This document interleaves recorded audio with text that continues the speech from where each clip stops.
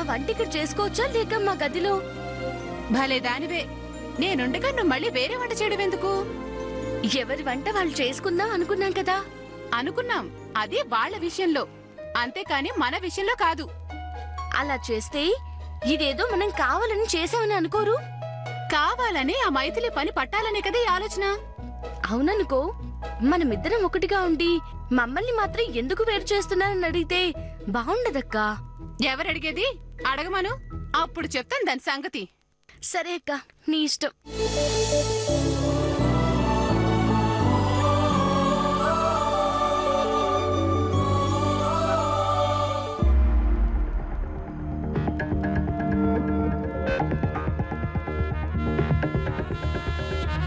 ఇదేంటి సంధ్యక్క,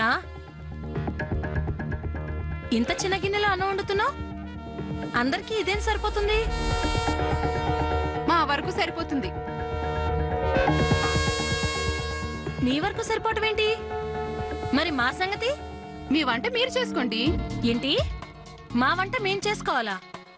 ఇదేం కొత్త పద్ధతి? ఎవరెవరు ఏ పద్ధతిలో ఉండాలో ఆ పద్ధతిలో ఉండకపోతే ఇలాగే ఉంటుంది. ఏమో, ఈ పద్ధతి నాకు నచ్చలేదు. నచ్చినా నచ్చకపోయినా ఇవాళ నుంచి ఇంతే.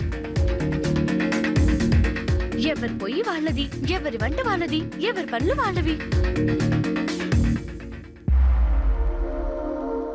నాకు పిల్లాడున్నాడు, వాణ్ణి చూసుకుంటూ వంట చేయటం, ఇంట్లో పనులు చేసుకోవటం నాకు కుదరదు. కుదరకపోతే పని మనిషిని పెట్టుకో, లేదా ఉందిగా మీకు ప్రియమైన అక్క, ఆవిడ గారిని చేయమని చెప్పు. అత్తమ్మకి ఈ విషయం తెలుసా? ఇప్పుడు ఆ వివరాలన్నీ ఎందుకు?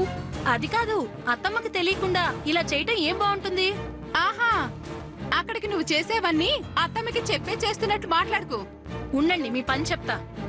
అత్తమ్మా,